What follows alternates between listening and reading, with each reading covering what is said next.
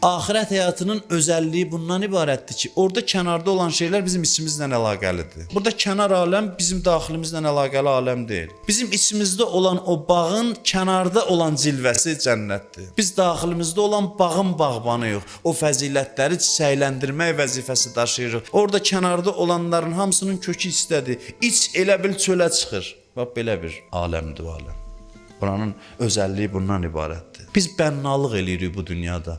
Oradakı mənzilimizi tikməklə məşğuluq və hər an oradakı vəziyyətimizə təsir qoyuruq. Biz cənnət evimizin memarıyıq dünyadakı. Burada biz evimizi yerini müəyyən eləyirik.